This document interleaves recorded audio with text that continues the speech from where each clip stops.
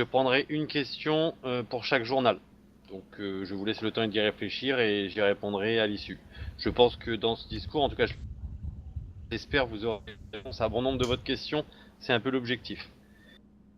Donc mesdames, messieurs les journalistes, chers habitants de Los Santos, ces dernières heures ont été marquées par de nombreuses parutions médiatiques mettant en scène un sergent-chef et un sergent instructeur de la LSPD. Le gouvernement vous doit des explications et cette conférence de presse y est dédiée.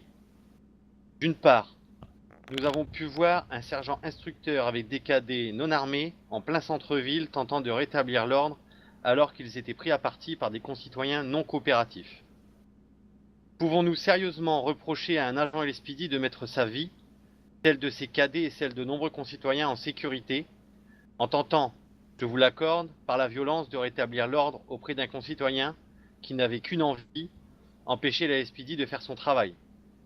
Le gouvernement ne pense pas. Le gouvernement approuve qu'à certains moments, il faille utiliser des techniques un peu plus anciennes et rustiques. D'autre part, dans la même lignée, nous voyons un sergent-chef effectuer un tir de sommation. Nous précisons qu'il s'agit bien d'un tir en l'air, afin de protéger ces hommes pendant qu'ils sont pris à partie lors d'une intervention dans le nord de l'île. Là encore, le cinéma d'un homme qui se fait filmer et qui se jette au sol peut émouvoir la population, mais n'est pas du goût du gouvernement qui approuve les méthodes de la SPD. Mesdames, messieurs, ils doivent se protéger pour continuer de vous servir.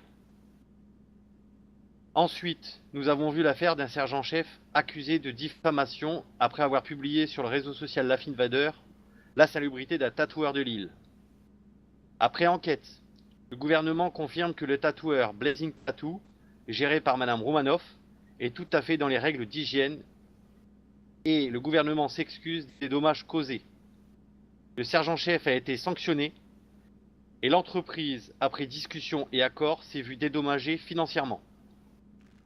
Enfin, malgré cet épiphénomène négatif qui a été sanctionné, au nom du gouvernement, j'affirme que l'LSPD est un service public d'intérêt général, avec des personnes physiques qui mettent leur vie en danger pour protéger et servir l'île au quotidien.